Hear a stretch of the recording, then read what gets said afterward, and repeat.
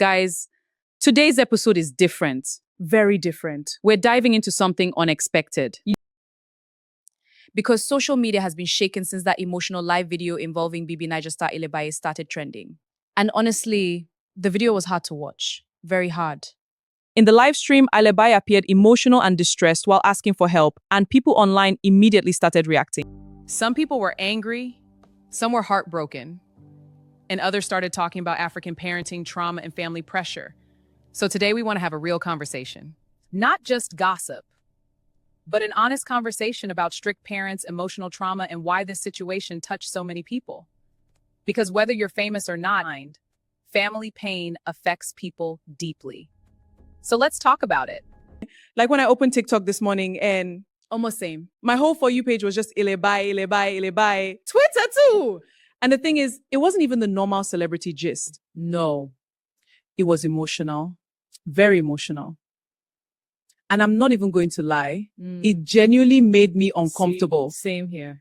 Because seeing somebody crying and looking distressed like that publicly, it's heartbreaking.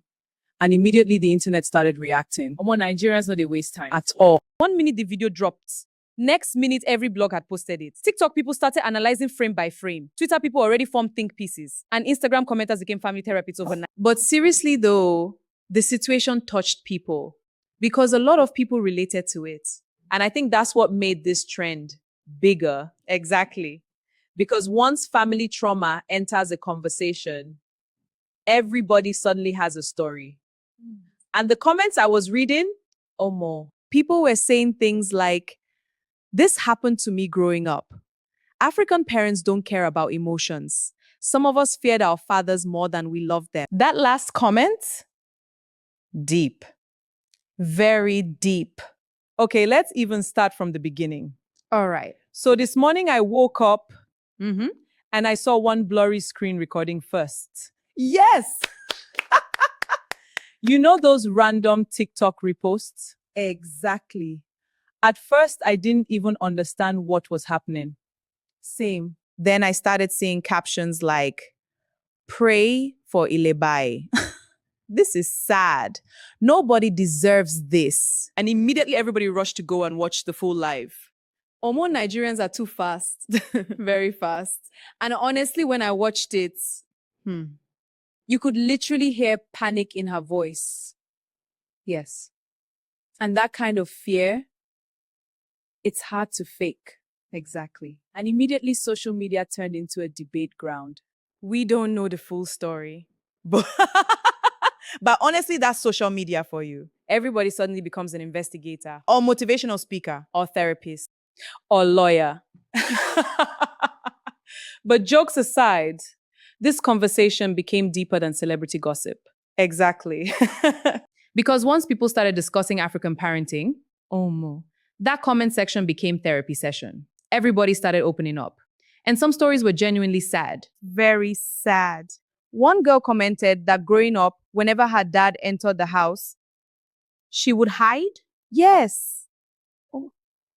And another person said till today, loud voices still make them panic. And honestly, that's how childhood trauma works. It follows people into adulthood.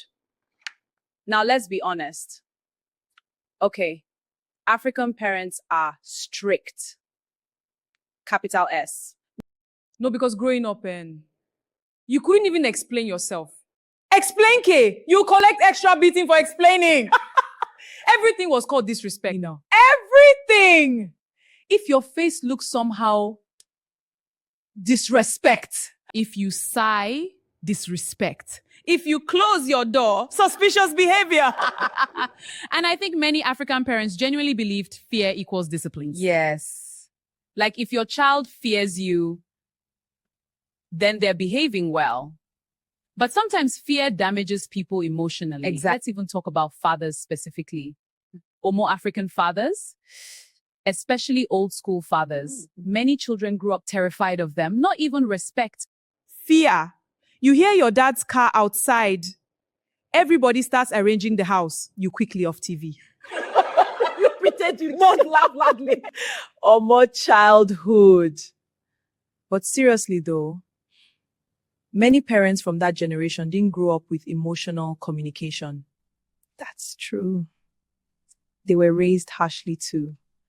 So they repeated what they experienced. Yes.